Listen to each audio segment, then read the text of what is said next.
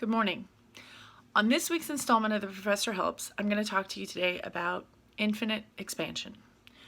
What do I mean by that? Well, I think that as a woman especially, we have the idea that we have to take on everything, do everything, and say yes to everything. And the truth is that that's exhausting and not possible. I'm going to talk a little bit about 2020 for a minute. I know everybody's really happy to see it in the rearview mirror and let's just forget about it ever happening or let's not talk about it. But the truth is that a lot of the things that plagued us in 2020 are still happening in 2021. We still need to wear our masks. We still need to socially distance. Vaccines on the way, but you're probably not going to get one right this second. So we need to continue our safe behaviors.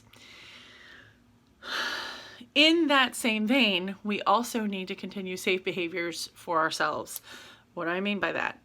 I mean that one of the things that's very popular around January, and I know it's the 6th, not the 1st, but on the 1st, I was taking care of my family and doing things that I needed to do for me. So I didn't talk about this.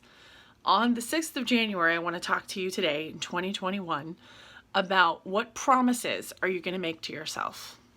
I'm not fond of the word resolution, and I'll tell you why. Because it feels like something is wrong, so you have to fix it.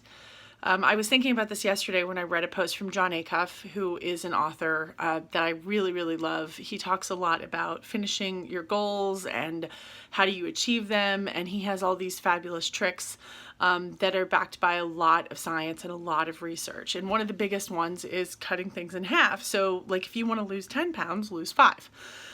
What's it like to lose 5 pounds? That sounds a lot less daunting, doesn't it? If you want to lose 20 pounds, lose 10, and so on and so forth. If you want to run a marathon, start with a mile.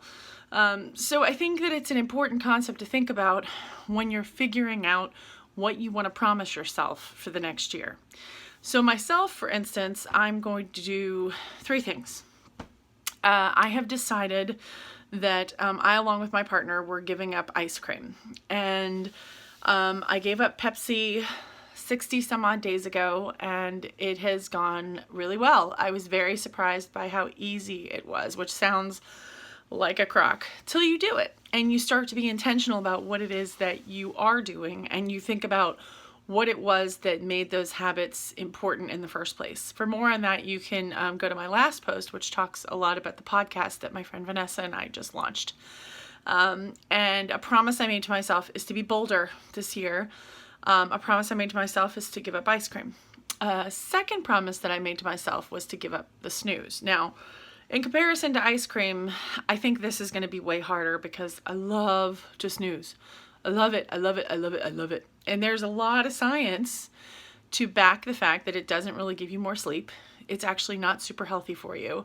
I also find that when I snooze, I don't feel more rested. There's a lot of reasons to give it up, but one of the biggest ones is that the feeling I get when I get up and don't go back to sleep is so different. It's like night and another country between when I snooze and then I get up and I'm just like, ugh.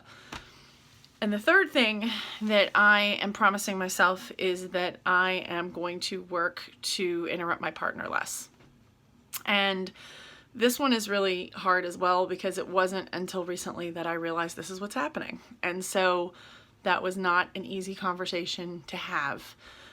With unlimited expansion, which is the idea that we women can do it all, have it all, say it all, see it all. It's exhausting just thinking about it. So it's not just women though, men do it too. Men take on a lot. Men decide that they're going to do something. And, when I say this, I'm talking about we as a people. So I guess folks take on too much. So to keep it inclusive, folks, slow down. Folks, make yourself some promises and decide this year is going to be the year that you make promises to yourself that you're going to keep. And I think that's one of the biggest takeaways I want you to get today.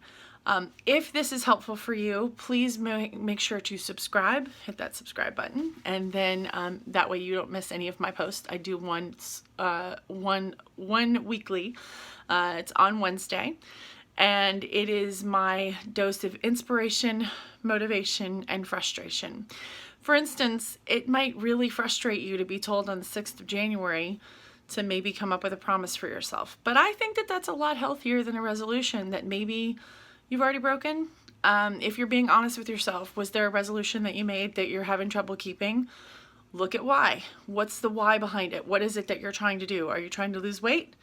Is it because you don't feel like you are enough? Or is it because you feel like you have to please somebody else? Stop that. Stop that right now. Make the promise to yourself that you're going to move more so you can be healthier. Figure out what it is that works for you. Sonia Renee Taylor is a wonderful role model in this space. I am so fond of the things that she has to say. She talks about, it's a perpetuation of this ridiculous system that we say to ourselves, when I get that job, I will be enough. When I lose 10 pounds, I will be enough. When I do X, fill in the blank, for whatever your thing is that you're fighting toward, I will be enough. Well, I'm here to tell you, yes, that's you reading this, looking at this, and viewing this. You are enough. Right now. You don't need anything else to be added to you. You do not need anything else. You don't need to lose anything else. You don't need to gain anything else. You are enough.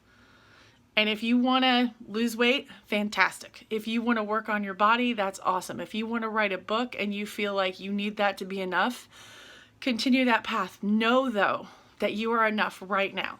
That goal does not define you. So I'm going to tell you again, you are enough. And while we're talking about that, what are some goals that you want to pursue? And the goal is personal to you.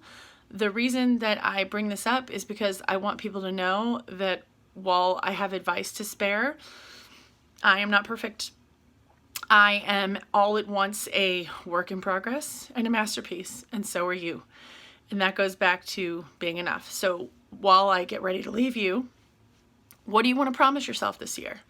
Make some promises. Go ahead and drop me a comment. Let me know how that's going for you. And if you want, you can post them or you can send them privately. I don't care how you share, but you should definitely share with someone so you can let them know and they can encourage you.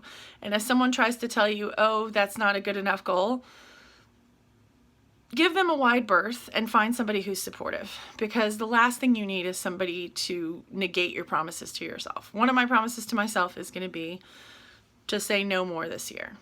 To say no to things that don't inspire me, to say no to relationships that don't serve me. It's a really important distinction, and it sounds harsh and it sounds cold, but as Brene Brown says, to be clear is to be kind, and to be unclear is to be unkind. And I think the first person you should be kind to is yourself. So figure out what your boundaries are, make your promises to yourself, and have an amazing 2021. Ladies and gentlemen, this has been The Professor Helps, and I am the Professor, signing off.